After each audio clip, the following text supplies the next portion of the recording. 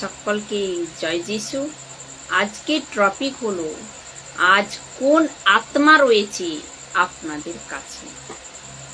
তো প্রথমে দেখুন, পবিত্র আত্মার প্রতি কলেসিয়া যাওয়া ব্যক্তি মসিহ ভাই বোনকে 3 ভাগে ভাগ করা যায়। প্রথম হলো অনইনফর্মড অর্থাৎ বেখবর। দ্বিতীয় হলো মিস ইনফর্মড অর্থাৎ গলত খবর।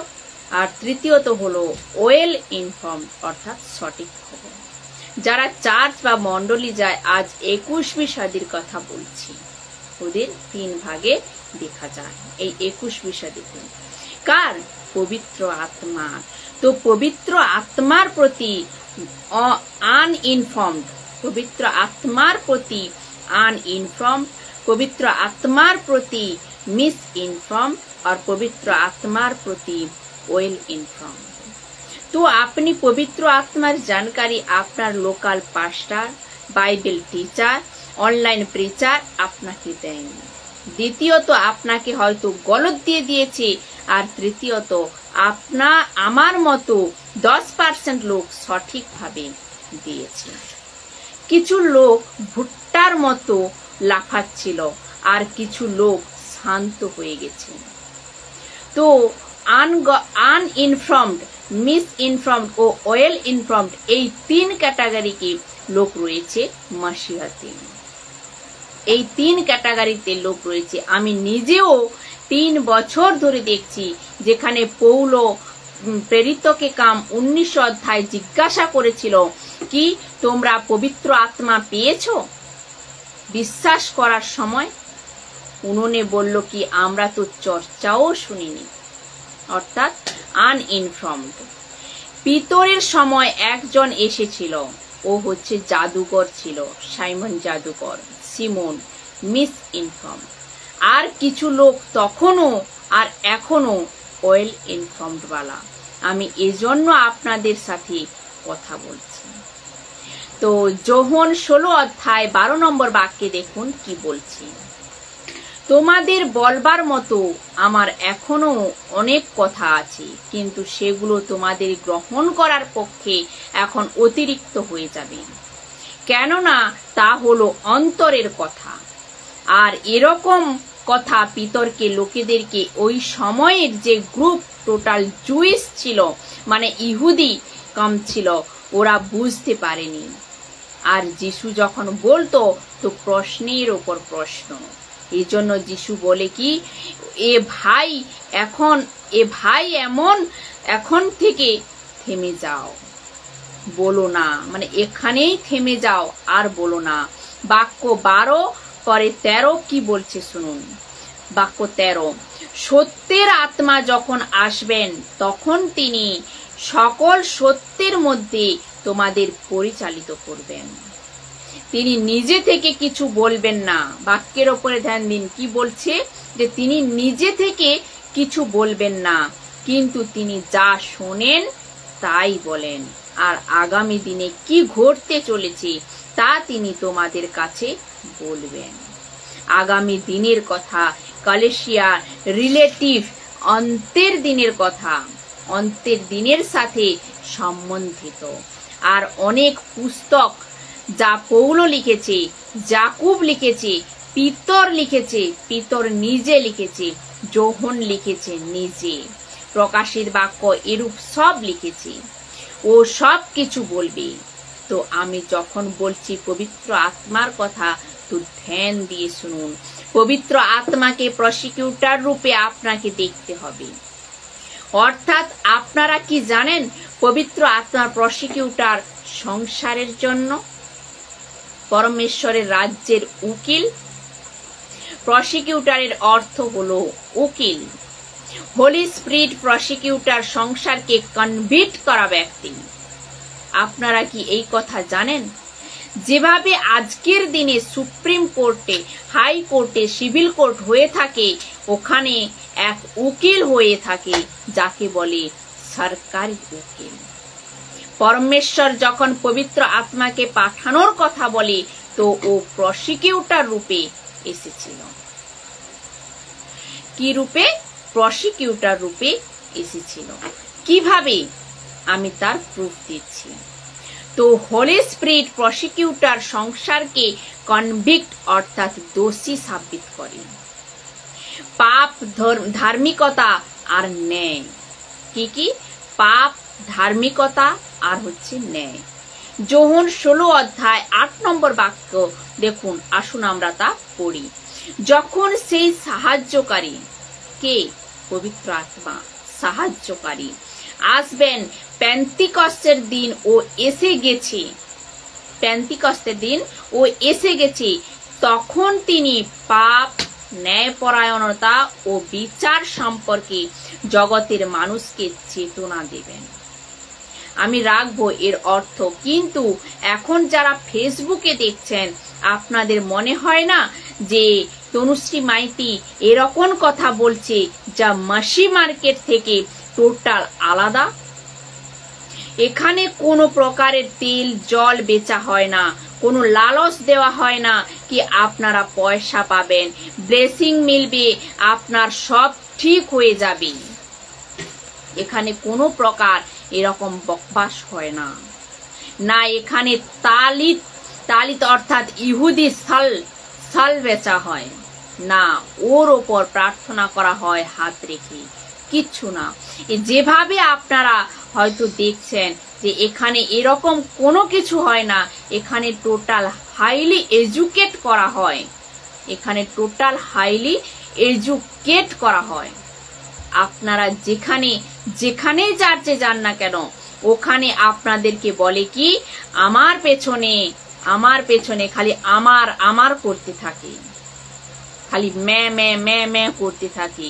তো এখানে এরকম টিচিং নেই। এখানে আপনাকে চারবাহা বানানো হয়, এখানে আপনাকে লিডার বানানো হয়, এখানে আপনাকে পবিত্র আত্মার পার্টনার, সহযোগী বানানো হয়। আমি আবারও বলছি, এই বাক্যটি আমি আবারও পড়ছি। যখন সেই সাহায্যকারী আত্মা আসবেন, তখন তিনি পাপ, ন্যায়পরায়ণতা ও বিচার সম্পর্কে জগতের মানুষকে চেতনা দেবেন। চেতনা অর্থাৎ নিরুত্তর, ইংরেজি শব্দ হলো কনভিক্ট। ন্যায় বা বিচারের দ্বারা অপরাধী বা দোষী সাব্যস্ত করা, অর্থাৎ যে ব্যক্তির দোষ সিদ্ধ হয়ে গেছে। আপনারা জানেন, পাপের প্রতি, ন্যায়পরায়ণতার প্রতি, বিচারের প্রতি জগৎ অলরেডি কনভিক্ট রয়েছে, পরমেশ্বরের দিক থেকে দোষী বেনে রয়েছে। গিল্ট অর্থাৎ হাতুড়ি মেরে দিয়েছে, গিল্ট। এখন বাক্য যোহন 16 অধ্যায় 7 নম্বর বাক্য দেখুন কি বলছি। কিন্তু আমি তোমাদের বলছি, আমার যাওয়া তোমাদের পক্ষে ভালো, কারণ আমি যদি যাই, অর্থাৎ যিশু কখন যাবেন? ডেথ অর্থাৎ ক্রুশে মরে পিতার কাছে না যাই। কন্টেস্ট এ হলো, আপনি এসেছেন এই দুনিয়াতে, জন্ম নিয়েছেন, বড় হয়েছেন, সেবকাই করেছেন, ওর পর আপনাকে মরতে হবে, আর মরার পর জীবিত হয়ে উঠবে, জীবিত হয়ে ওঠার পর আপনাকে যেতে হবে। এই জন্য আমি ডেথ বলছি বা ডেথ লিখেছি।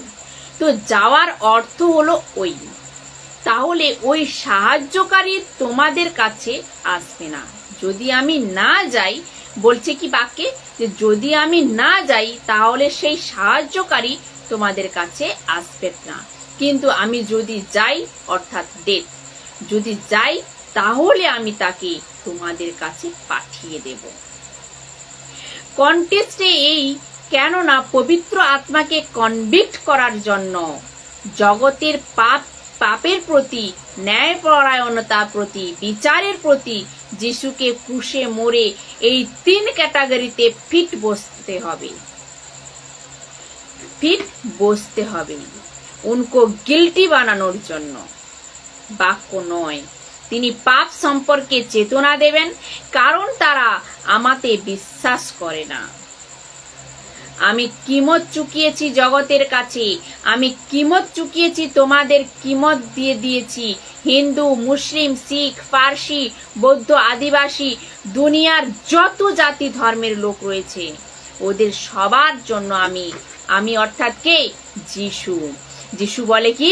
আমি কিমত চুকিয়েছি পাপের বিষয়ে, এর জন্য তো ও গিল্টি অর্থাৎ নিরুত্তর, কনভিক্ট হয়ে গেছে এবং দোষী বেনে গেছে। কেননা উনুনে এই পৃথিবীর ওপর আসা যিশুর ওপর বিশ্বাস করেনি। আর আজও তাই। বলুন, এখন আমাকে যারা যারা দেখছেন, আমি সবাইকে বলতে চাই কি আপনারা আপনাদের জীবন আপনারা যখন জীবন কাটাচ্ছেন, যিশুর ওপর কি বিশ্বাস করার জন্য ভেবেছেন? যদি না ভেবে থাকেন তো পুরো ইউনিভার্স, পুরো দুনিয়া হোলি স্পিরিট প্রসিকিউটর বেনে যে এসেছে, উনি এক কনভিক্ট করে দিয়েছে, দোষ লাগিয়ে দিয়েছে। আর দ্বিতীয়ত হলো 10 নম্বর বাক্য, ন্যায়পরায়ণতার বিষয়ে লেখা আছে। ন্যায়পরায়ণতা, দেখুন 10 নম্বর বাক্যে কি লেখা আছে। ন্যায়পরায়ণতা সম্পর্কে বোঝাবেন, কারণ এখন আমি পিতরের কাছে যাচ্ছি। ডেথ অর্থাৎ আপনারা জানেন এর অর্থ কি? এই পৃথিবীর ওপর যিশুর ধার্মিকতা ফাইনাল। যিশুর ধার্মিকতা ফাইনাল এর অর্থ আপনি দুনিয়ার যে কোনো কিছু এরকম জিনিস নিয়ে নিজের পাপের জন্য ত্যাগ, তপস্যা, পশ্চাতাপ করে নিন। যিশুর ধার্মিকতার সামনে সব ফেল। এরকম কোনো কেমিক্যাল, পাউডার, ডিটারজেন্ট, ইনজেকশন, এরকম কোনো লিকুইড বানেনি যে আদমের পাপ স্বভাব আমাদের অন্তর থেকে বের করতে পারবে। পুরো মানব জাতির কথা বলছি, এরকম কিছু না। আপনারা জানেন পবিত্র আত্মা কি করেছিল? পবিত্র আত্মা বলে ন্যায়পরায়ণতার ও ধার্মিকতার বিষয়ে। এই জন্য কি আমি পিতার কাছে যাচ্ছি মরার পর? তৃতীয়ত দেখুন, তৃতীয় বাক্য 11 নম্বর বাক্যে বলছে কি বিচার সম্বন্ধে চেতনা। তো 11 নম্বর বাক্যে বলছে যে বিচার সম্বন্ধে চেতনা দেবেন, কারণ ওই জগতের যে শাসক তার বিচার হয়ে গেছে। তো সবার প্রথমে পবিত্র আত্মা আসে, সংসারকে কনভিক্ট করে। পাপের প্রতি কি তোমরা বিশ্বাস করনি? তোমাদের জন্য উপলব্ধ ছিল, তোমাদের রিডিমার্ড পেনাল্টি, জরিমানা দেওয়া ব্যক্তি তোমাদের ছাড়ানো অর্থাৎ জামিন, গ্যারেন্টার, কিন্তু তোমরা বিশ্বাস করনি। সংসার যিশুর ধার্মিকতা ধ্যান দিয়ে শুনুন মেশি লোক, আমি নিজেকেও জুড়ছি কি আমি সবকিছু বুঝতে পেরেছি কি আমি পাপী, আমি পাপ করেছি, আমি এ করেছি, আমি ও করেছি, আমি এরকম ছিলাম, আমি ওরকম ছিলাম, কিন্তু ধার্মিকতার লেভেল তো পড়ো, ধার্মিকতার লেভেল তো পড়ো, একে তো বোঝো, যার কারণে আপনার পাপ মাফ হয়েছে। শাস্ত্রী ফরসি ধার্মিকতার থেকে বড় যদি তোমাদের ধার্মিকতা না হয়। মথি 5 অধ্যায় 20 নম্বর বাক্য পড়ে নেবেন। তো শাস্ত্রী ফরসি ধার্মিকতার থেকে বড় কার ধার্মিকতা? অফকোর্স যিশু। কার ধার্মিকতা? যিশু। আমরা এখনো পড়ে আছি পাপ এরকম, পাপ ওরকম, আমি পাপী, আমি পাপী, যার কারণে পাপ চলে গেছে, মিটে গেছে। ওই ধার্মিকতার লেভেল তো দেখো। যখন আপনি ধার্মিকতার লেভেল দেখবেন, এজন্য একে রেখে উনুনে বলে পবিত্র আত্মা কি আমি প্রসিকিউটর আর আমি সবাইকে দোষ দিচ্ছি, কেননা এর টক্করের ধার্মিকতা কারোর কাছে নেই।